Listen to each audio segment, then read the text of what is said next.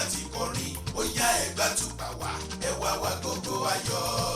Ẹ káàbọ̀ sí abala ìròyìn lórí ètò wa Agogo Ayọ̀. Orúkọ tèmi ni Olúwaṣèyí Ògúnlẹ́yẹ. Ẹ gbọ́ kókó níròyìn fún tòní.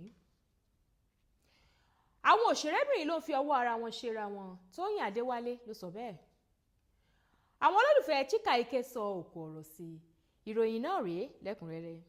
Gbajúgbajà òṣèrébìnrin níléeṣẹ́ Nollywood àti ọ̀kan lára àwọn tó ti pẹ́ nínú ìgbéyàwó rẹ̀ Tóyìn Adéwálé ti sọ fún àwọn òṣèrébìnrin tó ń dá iléeṣẹ́ Nollywood, àwọn oníròyìn àtàwọn ènìyàn mìíràn lẹ́bi fún ìforísọgi ìgbéyàwó wọn láti wo ara wọn dáadáa kí wọ́n bàa lè rí wípé àwọn ni wọ́n fi ọwọ́ ara wọn ṣe ara wọn.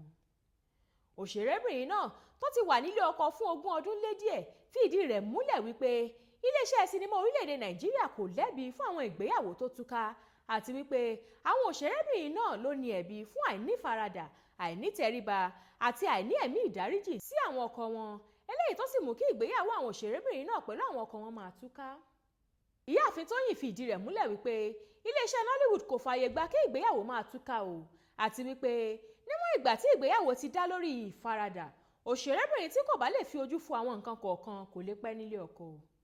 Ó ṣàlàyé pé ọ̀pọ̀lọpọ̀ àwọn òṣèrébìnrin òde òní ni ọ̀rọ̀ náà bá wí nítorí pé kí ìgbéyàwó kankan tó lè yọrí sí rere, wọ́n gbọ́dọ̀ ní ẹ̀mí ìdáríjì, kí wọ́n kún fún àdúrà, kí wọ́n sì ní ẹ̀mí ìrẹ̀lẹ̀ àti ẹ̀mí ìfaradà.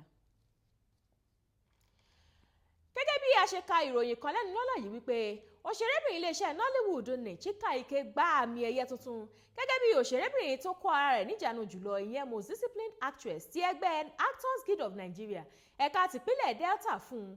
Àwọn olólùfẹ́ rẹ̀ ti sọ wípé irú àmì ẹ̀yẹ bẹ́ẹ̀ kò tọ́ sí CHIKA rárá. Bó tilẹ̀ jẹ́ pé àwọn kọ̀ọ̀kan lérò pé ó ṣeé ṣe kí ẹgbẹ́ náà ti rí àwọn ìwà tó ṣe é mú yangàn díẹ̀ lára òṣèrébìnrin náà, àwọn mìíràn ti sọ wípé àwọn ìwà tó wù ṣáájú àmì ẹ̀yẹ yìí kò fi hàn gẹ́gẹ́ bí ẹni tó kó ara rẹ̀ níjànú rárá.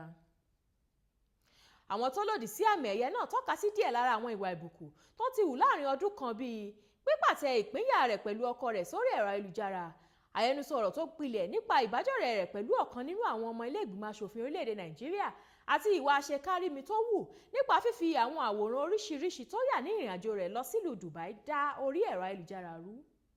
Wọ́n wá fi ìdí rẹ̀ múlẹ̀ wípé àwọn ìwà yìí kò jẹ́ mọ́ ti ẹni tó kó ara ẹ̀ níjànú tó tọ́ fún irú àmì ẹ̀yẹ bẹ́ẹ̀. Èyí ni òpin ìròyìn fún tòní, ẹ tún gbọ́ kókó inú rẹ̀ lẹ́ẹ̀kan sí i. Àwọn òṣèrébìnrin ló ń fi ọwọ́ ara wọn ṣera wọn. Tóyìn Adéwálé ló sọ bẹ́ẹ̀.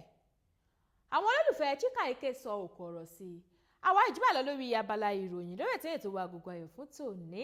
Lẹ́ẹ̀kan sí èmi ni Olúwaṣèyí Ògúnlẹ́yẹ. Ètò ṣì ń tẹ̀síwájú, ẹ má bá wa kálọ.